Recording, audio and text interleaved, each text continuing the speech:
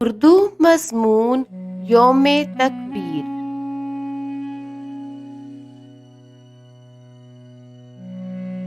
یوم تکبیر حقیقت یہ ہے کہ قوموں کی زندگی میں بعض لمحات اتنے منفرد، اہم اور تاریخی ہوتے ہیں کہ ان لمحوں کی اہمیت اور حیثیت کا مقابلہ کئی صدیاں بھی مل کر نہیں کر سکتی۔ یہ منفرد اور قیمتی لمحات دراصل تاریخ کا وہ حساس موڑ ہوتے ہیں جہاں کوئی قوم اپنے لیے عزت و وقار، غرور و تمکنت یا ذلت و رسوائی، غلامی و محکومی میں سے کسی ایک راستے کا انتخاب کرتی ہے۔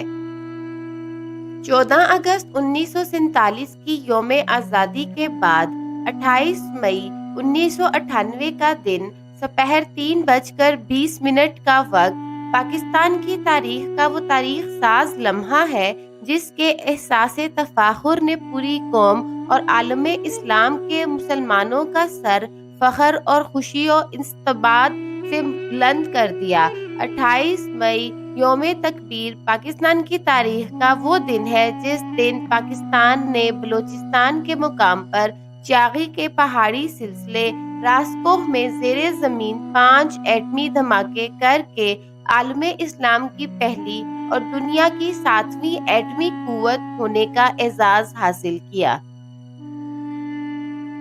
اور 11 مئی 1998 کو پوکھران میں 3 اور 13 مئی کو 2 دھماکوں کے بھارتی ایٹمی ایڈوینچر کا دندانے شکن جواب دے کر جنوب مشرقی ایشیا میں ہندو بنیے کے توسیع پسندانہ عزائم اور خطے میں جوہری بالادستی کے بھارتی منصوبے کو بھی خاک میں ملا دیا۔ اس تاریخ ساز موقع پر اس وقت کے وزیر اعظم میاں نواز شریف نے عوامی جذبات کی ترجمانی کرتے ہوئے قوم سے اپنے خطاب میں کہا کہ الحمدللہ ہم نے گزشتہ دنوں کے بھارتی ایٹمی دھماکوں کا حساب 6 کامیاب ایٹمی دھماکوں سے چکا دیا ہے۔ اب ہم پر کوئی دشمن شب خون مارنے کی جرات نہیں کر سکے گا۔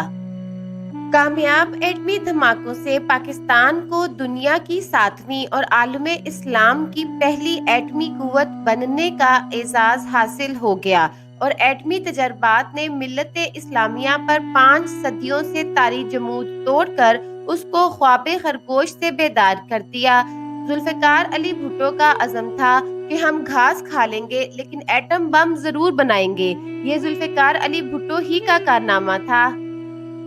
کہ جہاں ایک طرف انہوں نے فرانسیسی حکومت کو جوہری ری پروسیسنگ پلانٹ کی تعمیر کی پرانی پیشکش کی تجدید پر آمادہ کیا، وہیں انہوں نے پاکستان کے جوہری پروگرام کو درست سمت میں گامزن کرنے کے لیے ڈاکٹر عبدالقدیر خان، جو کہ اس وقت ہالینڈ میں مقیم تھے، کو پاکستان بلوا کر پاکستان کو ایٹمی طاقت بنانے کی ذمہ داریاں سونپیں۔ پاکستان کو ایٹمی طاقت بنانے کے اس پروگرام کے آغاز کے بعد ذوالفقار علی بھٹو کو بہت سی دھمکیوں کا سامنا کرنا پڑا۔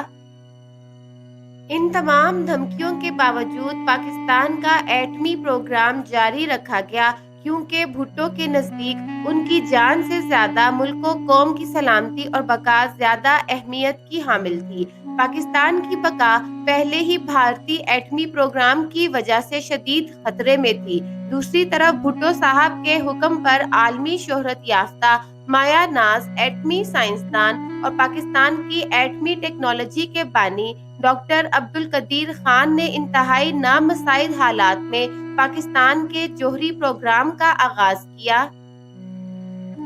ان تمام مشکل ترین حالات میں جوہری پروگرام کی تشکیل و تعمیر اور تکمیل کی داستان بھی اللہ تعالیٰ اور اس کے حبیب کریم صلی اللہ علیہ وآلہ وسلم ہی کے بے پایا فضل و کرم کا ثمر ہے۔ بالآخر ڈاکٹر عبدالقدیر خان کی قیادت میں وہ دن بھی آیا جب قومی و ملی جذبہ سے سرشار ڈاکٹر عبدالقدیر خان اور ان کی پوری ٹیم کی انتھک محنت کی بدولت 28 مئی 1998 کو بھارت کے 5 ایٹمی دھماکوں کے جواب میں 6 کامیاب ایٹمی دھماکے کر کے نہ صرف وطن عزیز کو ناقابل تسخیر قلعہ بنا دیا بلکہ قوم اور مسلح افواج کے مورال کو بھی آسمان کی بلندیوں پر لے گیا۔